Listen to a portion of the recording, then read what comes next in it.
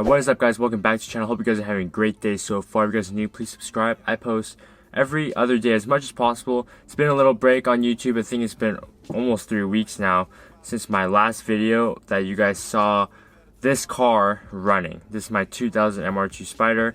I see the car was extremely dirty. Haven't touched it in a very long time. Haven't worked on it. I still have some things to button up on the car, but it's kind of still taken apart. The main things like the actual case swap itself and everything is all good to go. Already double checked all of that stuff. But I'll be explaining why I'm not driving this car, why I'm not filming this car right now, and all of that. On a side note, this is my first time in this car in a very, very long time. I haven't just taken a seat in this car to feel it. It's been a really, really long time. And something from FedEx is here. Hey, thank you.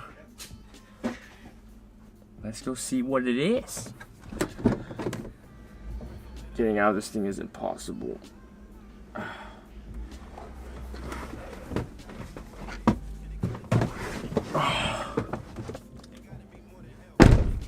Alright, well, I'm back. So, kind of going back on the video.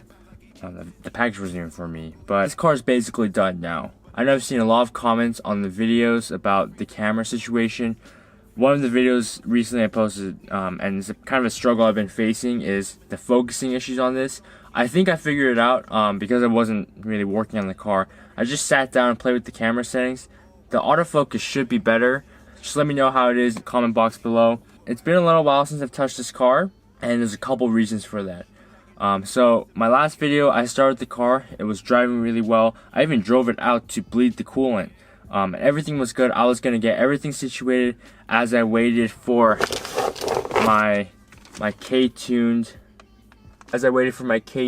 shifter part right here.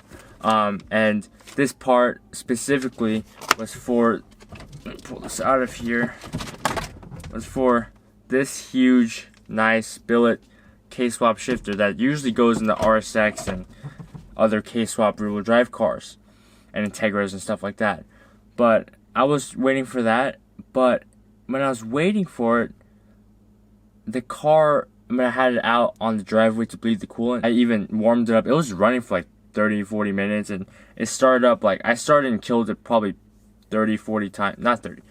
I started and killed it probably like 10 to 15 times because it was so loud. I don't want to wake up the neighbors as I was checking for things. I was checking for leaks and stuff like that. But I did let it run for a while, and I manually put it into first gear because this K-swap shifter hadn't arrived, or the parts at least. And so I was running it, and then it died, just out of nowhere. No crazy knocking, no shaking, nothing. It was running, and then boom, silent, just dead. Try starting it. Crank, no feel, no spark, nothing. It wouldn't start. There's like no feel. It was just endlessly cranking. And so I was like, okay, it's probably something to do with feel. So I checked all the feel lines, I checked everything. And I was like, why is this thing working? And then when I was looking at the Honda, the ECU that goes to the computer, I noticed that it wasn't connecting any longer. So I checked, all the connections, make sure the power was going to it. All the power was going to it, and I was like, that's weird. And so I was like, this is kind of worrisome. So I tried everything, opened it up.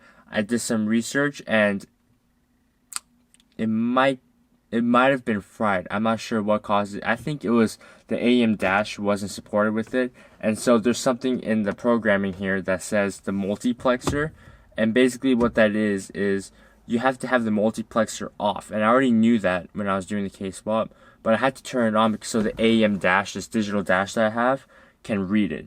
And so because of that, I think it killed the ECU, and it took a while too. But as soon as I had turned on the multiplexer on the programming, when I started up on the 10th or 11th time, that's when it killed it.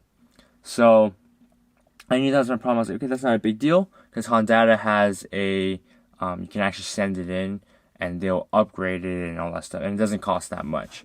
So I did some research. Next day I shipped out the ECU to get it upgraded to K-Pro V4. This was back in maybe the first or second week of August, and it's now September as I'm filming this.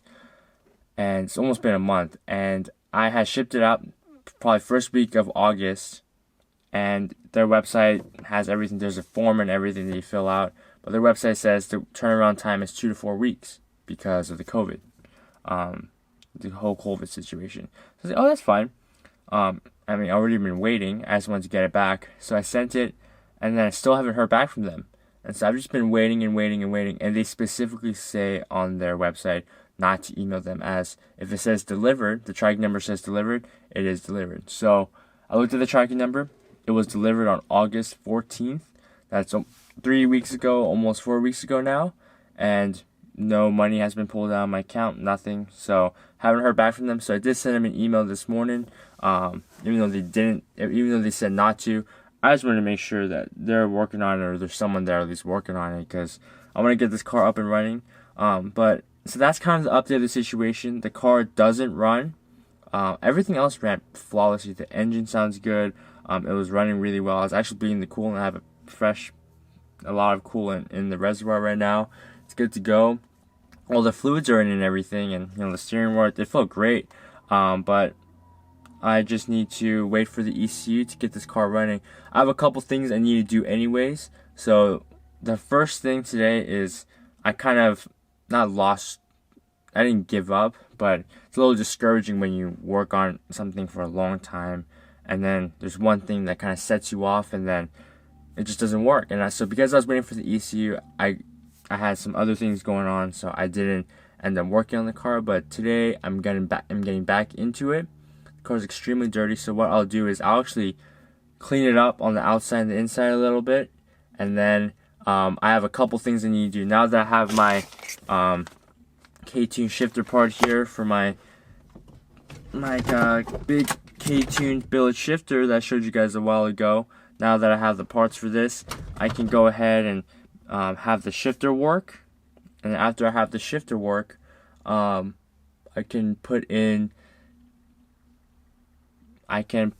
the quick release front splitter, which is pretty cool, chassis mount splitter that I found local to me, and then just have some fun with some canards or fake arrow or whatever it is.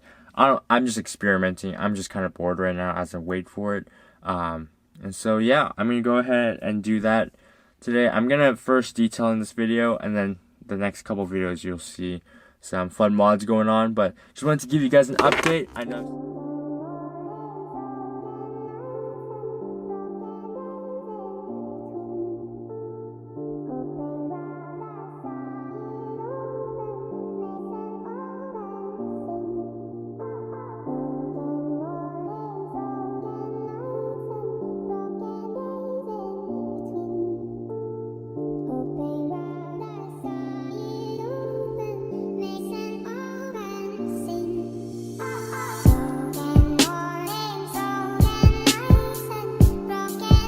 2,000 years later. Alright, so here it is, all clean. I do need to pull it back into the garage here, but this is how it looks with no diffuser, and then the exhaust tips do need to be welded into the dashboard. My friend Kung is doing that for me. It's so nice of him, so he's gonna do that for me, but for now that's what the rear end looks like. Gotta push it in.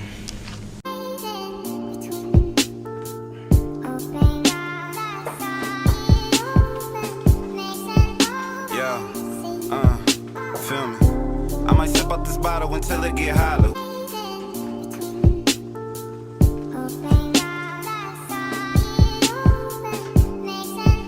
Yeah, feel me. I might sip out this bottle until it get hollow.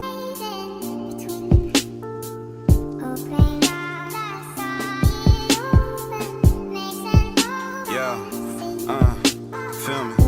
I might sip out this bottle until. Well, guys, I did get the car into here. So can't do that without being a Gymshark. Anyways, here is the car, all clean. Oh my god, haven't seen it like this in a very, very long time. And man, I was second thinking the red, but I actually really like it.